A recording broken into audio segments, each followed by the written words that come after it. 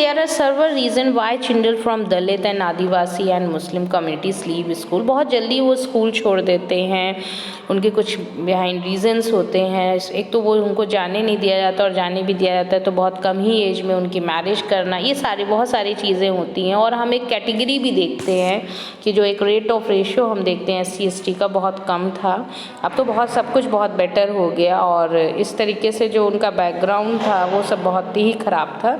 लेकिन कम्प्लीटली अगर हम आगे की जो ईयर की बात करें, जिसमें हम ले सकते हैं 2005 का डेटा, तो बहुत ज़्यादा इंक्रीज़ हुई और SC और ST काफ़ी पढ़ना सीखे और घर से निकलना सीखें। और एजुकेशन को हम देखते हैं कि हाईएस्ट परसेंटेज दिख रहा है अब SC/ST और मुस्लिम्स में, दलित, आदिवासी, इन सारी कम्युनिटीज़ में हम लोग देखते हैं।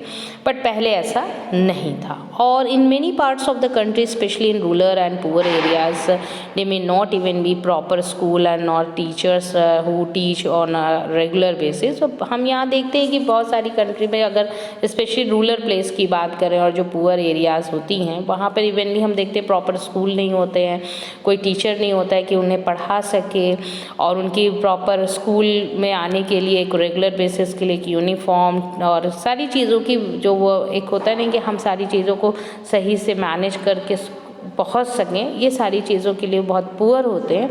तो if a school is not close to people and homes, there is no transport like buses, vans and parents may not be willing to send their girls to school. और हम यहाँ पर ये भी देख सकते हैं कि गर्ल्स भाई जो पेरेंट्स हैं उनके नियर अबाउट कोई ट्रांसपोर्टेशन नहीं है और बहुत स्कूल डिस्टेंस में भी है, तो यहाँ पर बस और वैन्स की ट्रांसपोर्टेशन बहुत प्रॉब्लम है। तो यहाँ पर भी पेरेंट्स अपने किड्स को स्कूल सेंड नहीं कर पाते, नहीं भेज पाते। तो many families are too poor and unable to bear the cost of education. और इस तरीके से हम देख सकते हैं कि बहुत सारे ऐसे पेरेंट्स हैं जो बेयर नहीं कर पाते हैं एजुकेशन की फ़ीस को देना और बच्चों को पढ़ाना हर चीज़ों को। तो ऑल देयर चिल्ड्रन, तो बॉय में गेट द प्रेफरेंस, और इसी वजह से वो क्या सोचते हैं कि बॉयज़ ही पढ़ें और प्रेफरेंस देते हैं। तो many children also leave the school because they are discriminated against by their the teacher classmate. और यहाँ पे ये भी देखने को मिलता है कि भाई ज़्यादातर बॉयज़ ही है, तो एक टीचर्स का भी डिस्क्रिमिनेशन दिखता है कि बॉयज़ की को ही मेन ध्यान देना, अरे तुम गर्ल्स को भी अगर आती हैं तो उनको लगता है कि आज आने वाले टाइम में तो ये अभी पढ़ रही है, इसके बाद तो ये मैरिज हो जाएगी, ये सारी सोच थी पहले।